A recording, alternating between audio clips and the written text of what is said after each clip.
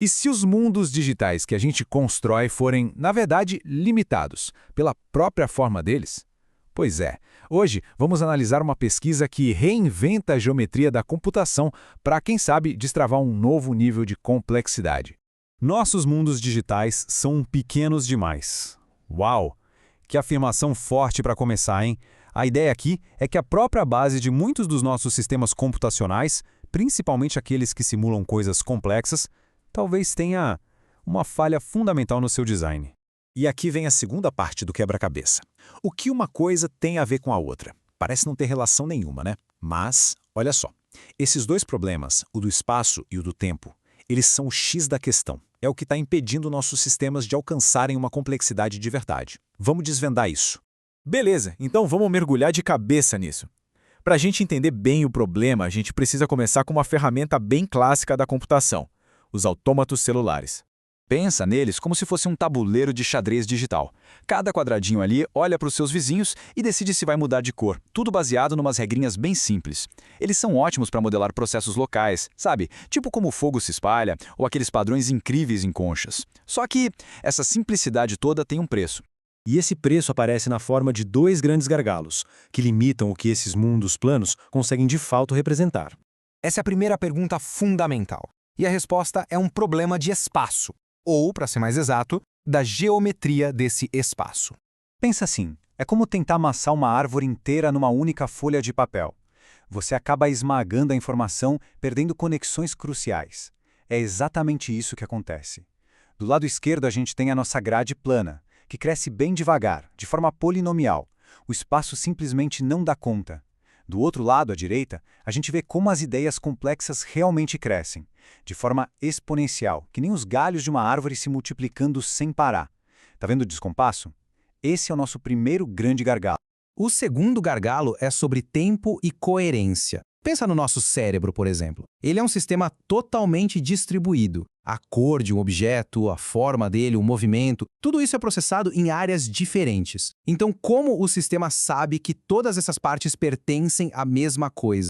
A neurociência tem uma ideia genial para isso, que se chama ligação por sincronia. É como uma orquestra. O violinista não precisa saber o que o percussionista está fazendo. Eles só precisam seguir o mesmo ritmo do maestro. É essa sincronia, essa batida compartilhada, que une os sons separados numa música só, coerente. O problema? Nossos sistemas de hoje não vêm com um maestro embutido. Tá, então, como a gente resolve esses problemas?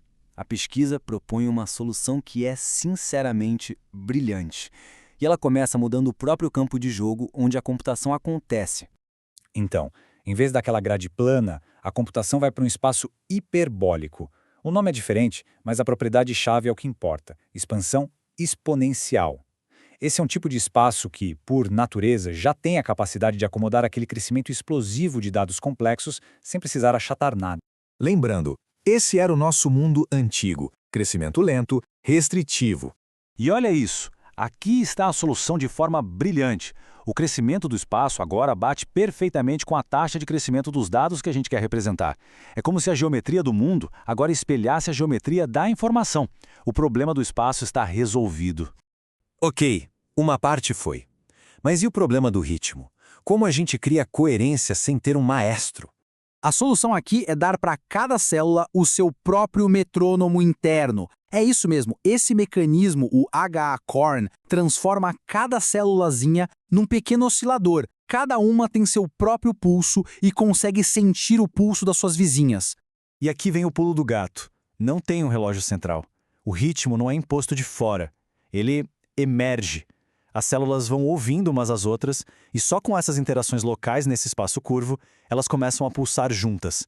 A coerência temporal simplesmente brota da própria geometria. Tudo isso é muito bonito na teoria, né? Mas funciona na prática? Para testar, os pesquisadores criaram uma simulação mais simples para ver se esses dois conceitos realmente paravam de pé. E os resultados são bem claros. Esse gráfico aqui mede o nível de sincronia do sistema todo. Ele começa lá embaixo, perto de zero, ou seja, um caos total. Mas em apenas 50 passinhos de tempo, o sistema começa a se organizar. O ritmo emerge. A orquestra está encontrando o compasso, sozinha. Como o próprio artigo conclui, o mecanismo funciona. A sincronia emerge por si só, o que valida a solução para o problema da ligação temporal. Certo. Agora vamos olhar para frente e pensar no que isso significa. Porque isso aqui é muito mais do que um truque computacional inteligente. Abre portas para novas formas de pensar sobre a própria complexidade. Um conceito fascinante aqui é o de frustração geométrica. Imagina tentar colocar azulejos quadrados num piso todo curvo. Eles simplesmente não vão se encaixar perfeitamente.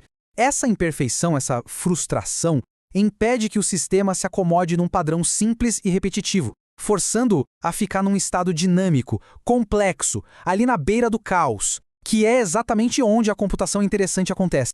Claro, é bom ter os pés no chão. A pesquisa ainda está no começo. Escalar isso para sistemas gigantes é um desafio computacional enorme. Afinal, o espaço cresce exponencialmente. E o modelo ainda precisa ser treinado para realizar tarefas específicas.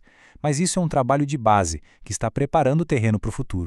E tudo isso nos deixa com uma pergunta final bem provocadora. E se a forma do espaço não for só um container passivo para a computação, mas um ingrediente ativo?